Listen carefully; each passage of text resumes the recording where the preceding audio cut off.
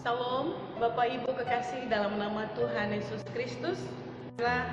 Kami dari HKBP Jatiwaringin, saya Sintua Nyonya Sianturi Boru Sidabutar. Dalam kesempatan ini sangat bersyukur boleh mengambil bagian dalam program yang diadakan oleh Departemen Marturia HKBP Biro Sending Pekabaran Injil. Tema yang kami pilih dalam kesempatan ini adalah celakalah aku jika aku tidak memberitakan Injil. Nats yang mendukung adalah 1 Korintus 9 ayat 16 adalah tema sendiri, dan nats keseluruhannya adalah 1 Korintus 9 dimulai dari ayat 1 sampai dengan ayat yang ke-27. Saya mohon maaf untuk menghemat waktu kita. Dalam kesempatan ini saya tidak membacakannya, tetapi saya mengharapkan Bapak Ibu Saudara boleh membacanya di tempat kita masing-masing. Sebelum kita mulai, mari kita satukan hati dan pikiran kita berdoa.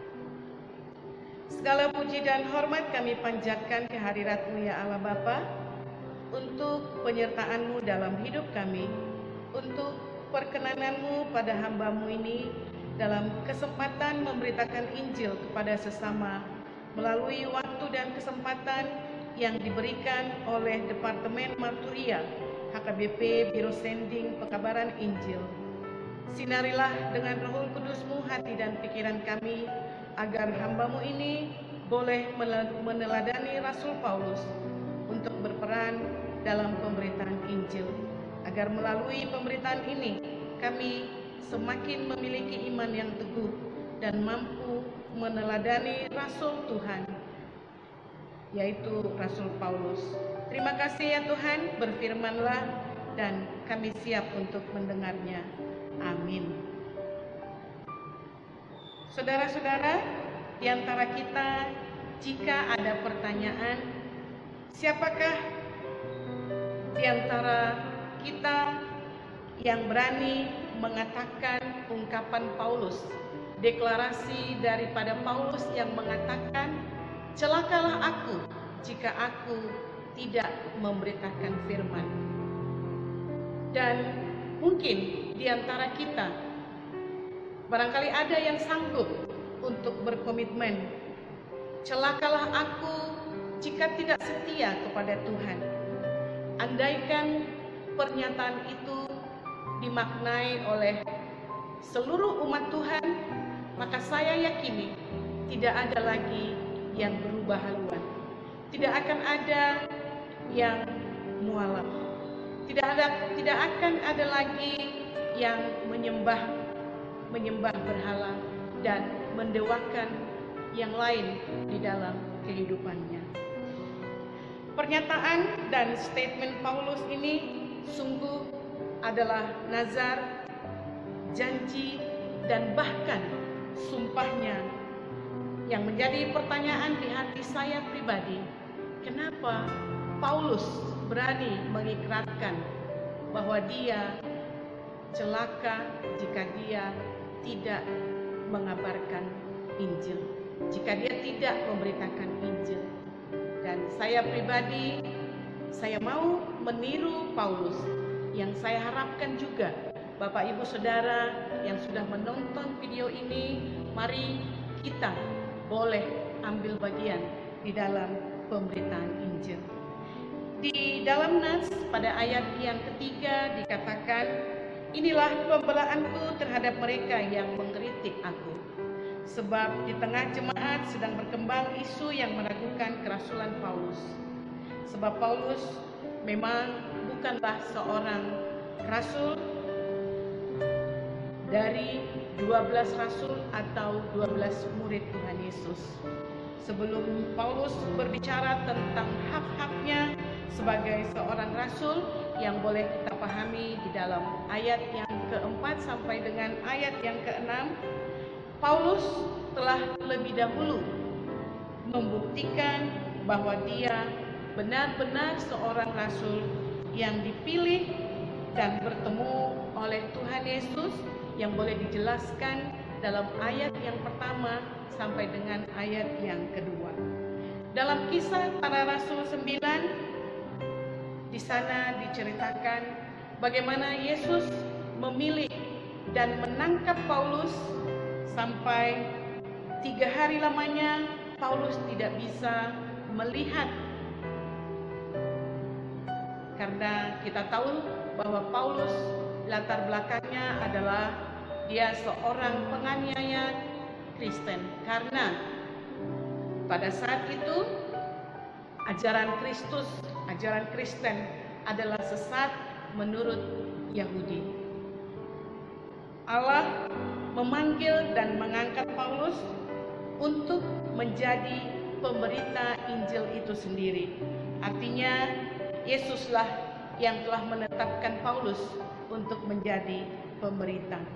Latar belakang Paulus adalah sebelumnya dia adalah orang Yahudi yang berubah nama menjadi Paulus.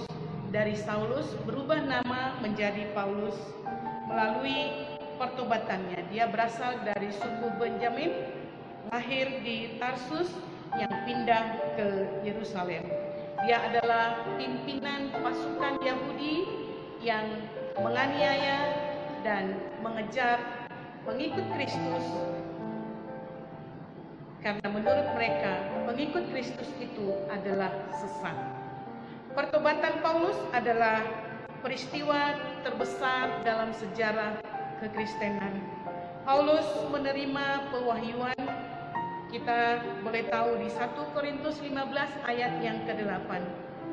Paulus sangat menyadari kesalahannya karena sudah menganiaya dan mengejar umat Kristen. Bertitik tolak dari pengalaman hidup Paulus, Paulus memulai pemberitaannya dari Yerusalem dan menyaksikan kebenaran yang sesungguhnya, bahwasanya Yesus Kristus adalah sungguh Al-Masih Putra Allah yang telah mati dan bangkit kembali pada hari yang ketiga. Setelah mengalami perjumpaan pribadi dengan Allah, Paulus telah melihat Kristus yang telah bangkit dari kematiannya untuk menebus dosa-dosa saudara dan saya. Rasul Paulus memiliki pengalaman rohani melalui perjumpaannya secara pribadi. Tentu Bapak, Ibu, Saudara, dan saya ingin mendapatkan bagian dari perjumpaan pribadi Paulus dengan Tuhan. Saudara yang dikasihi Tuhan Yesus, tuduhan dan kritik kepada Paulus tentang kerasulan dan kehidupannya dijawab oleh Paulus di dalam ayat yang keempat, yang mengatakan, "Tidakkah kami mempunyai hak untuk makan dan minum?" Adalah hak untuk setiap pemberita Injil untuk hidup dari pemberitaannya. Dan untuk memberi jawaban terhadap kritik dan kecurigaan jemaat, Paulus mengatakan, "Tetapi aku tidak pernah mempergunakan satupun hak-hak itu, dan bukan untuk kemegahan diri. Bahkan dia lebih baik mati." Paulus secara ekonomi tidak tergantung kepada jemaat. Paulus berusaha mandiri dan bahkan mendorong jemaat di sana untuk meningkatkan ekonominya melalui pembuatan tenda atau rumah-rumah. Mengapa Paulus mendeklarasikan, "Celakalah aku jika aku tidak memberitakan Injil"? Pada ayat yang ke-17 kita memahami, di sana dikatakan, "Tetapi karena aku melakukannya bukan menurut kehendakku sendiri, tetapi pemberitaan itu adalah tugas penyelenggaraan yang ditanggungan kepadaku." Saudara-saudari, bagaimanakah dengan jaminan dan kehidupan para pelayan pada masa kini?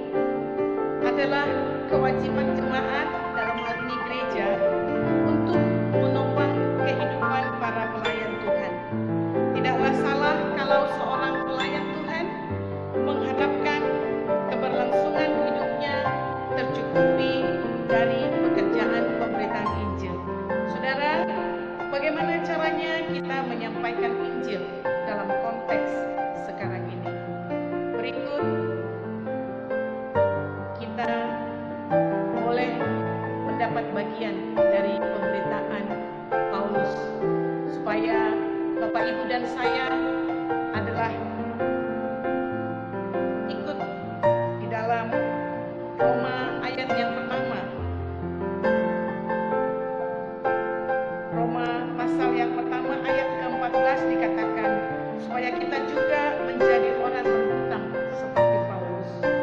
Pemberitaan Injil adalah kasih karunia dan perintah dari Tuhan. Perintah untuk setiap umat percaya, untuk Bapak, Ibu, dan saya, serta kaum muda dimanapun kita berada. Sebagaimana perintah dari Sang Juru Selamat kita di dalam Markus 16 ayat 15 dikatakan, "Pergilah ke seluruh dunia, beritakanlah Injil kepada seluruh makhluk."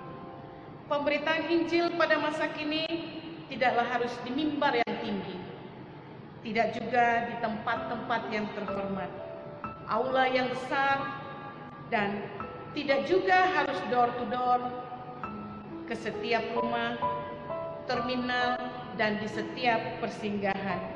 Kadangkala kita merasa belum pantas atau tidak pantas untuk memberitakan Injil karena kita seringkali merasa tidak mampu untuk memberitakan Injil tersebut.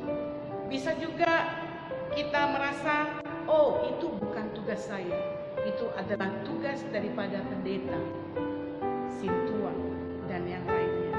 Padahal dengan jelas Paulus sudah mengatakan pemberitaan Injil adalah suatu keharusan supaya yang lain juga beroleh keselamatan. Markus 16 ayat yang ke-16 mengatakan, "Siapa yang percaya dan dibaptis akan diselamatkan, tetapi siapa yang tidak percaya akan dihukum." Tentunya Bapak, Ibu, dan saya tidak mau sanak saudara kita, teman, komunitas, dan keluarga kita tidak memiliki keselamatan dari Tuhan, bukan? Maka saudara-saudara, mari ambil bagian di dalam pemberitaan Injil. Pertanyaannya, bagaimana caranya?